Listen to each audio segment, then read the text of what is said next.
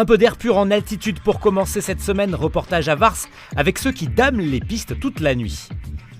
À Marseille, un nouveau métro mis en service et 2 candidates à la mairie en première ligne. Et puis direction Avignon pour une crèche magnifique dans l'ancienne église des Célestins. C'est grâce à eux que les skieurs de Vars trouvent chaque matin une neige damée et des pistes sécurisées. Sébastien est l'un des pilotes de dameuse qui part chaque nuit le long des 185 km de descente. Nous avons embarqué avec lui à bord de son engin à chenilles. On arrive à 2h moins 20, on a une petite réunion pour nous dire où c'est qu'il faut qu'on se dirige, les pistes qu'on a à faire. Et après on part chacun d'un côté et après jusqu'à 8h30 on doit damer, à 9h on doit être rentré pour éviter les accidents. Le but c'est d'essayer de lisser les pistes au maximum. Et la nuit il y a les canons à neige qui tournent en ce moment. Ils font des tas au milieu de la piste et il faut les étaler et les fraiser. Et il faut que ce soit le plus lisse possible. Devant il y a une lame, c'est fait pour couper les bosses, elle a beaucoup de fonctions. C'est tout sur la poignée en fait. Elle a beaucoup de mouvements. Voilà. On peut faire à peu près ce qu'on veut avec. C'est pour vraiment suivre le terrain avec la lame. Et derrière il y a une fraise qui tourne et qui brasse la neige. Qu'on peut diriger aussi. Il y a la vitesse de la rotation. Il y a le gavage qu'on appelle pour rentrer plus ou moins dans la neige, si la neige est gelée ou si elle est poudreuse. Mais quand la neige est poudreuse, ça glisse beaucoup dans les côtes et tout ça, et c'est pour ça qu'on a ce treuil. C'est pour la sécurité, ça nous retient à la descente et ça nous tire à la montée. On peut aller à peu près n'importe où, en sécurité. Et la nuit, c'est sûr qu'on est seul, mais c'est joli, c'est bien, c'est la montagne quoi.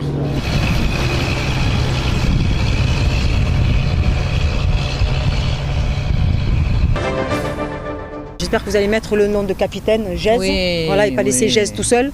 Mais c'est comme si on enlevait Saint à Charles. Voilà, ça veut rien dire. Voilà. Donc on mettra bien sûr capitaine Gèze. Au-delà de ça, bon, ça c'est une petite anecdote, mais c'est pas nous, voilà, c'est la RTM qui a dû vouloir raccourcir certaines choses. Je vois pas pourquoi, mais si on met, ou alors on enlève le Saint de Charles, ça va pas le faire non plus.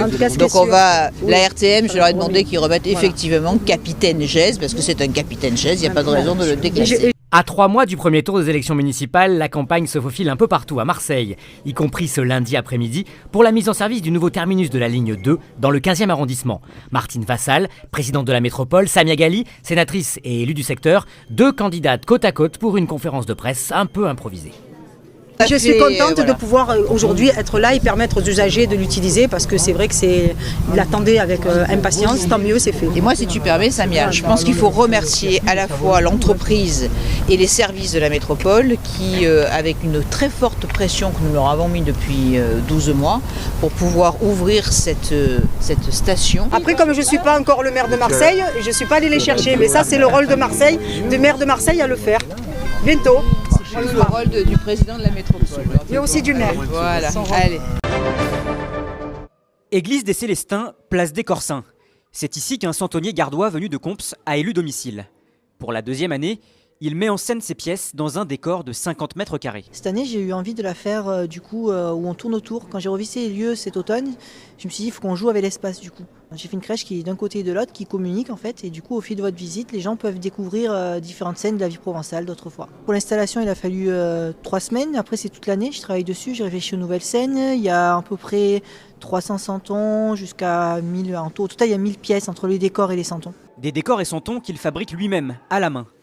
Et cette passion, Romain Rodriguez la cultive depuis tout petit. À la maison, on a toujours fait la crèche. Du coup, j'ai eu cette culture de la crèche depuis tout petit en fait. Et en fait, j'ai toujours aimé ça. En fait, pour moi, c'est un peu le Playmobil de luxe. Je comparais ça à du Playmobil de luxe en fait. Me faire mettre en scène un décor, mettre des situations de vie.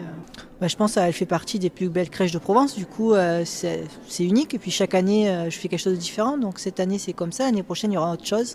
Donc si vous voulez pas rater l'édition 2019, il faut venir la voir. Foie gras, miel, nougat, une dizaine de stands attendent les visiteurs jusqu'au 29 décembre. De quoi préparer les fêtes comme il se doit.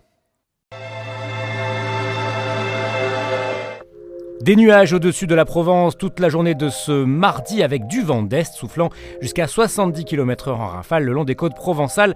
Seule la Corse profitera d'un peu de soleil, des températures très douces le matin, 7 à Digne mais 14 à Marseille. Et l'après-midi, c'est carrément des températures printanières.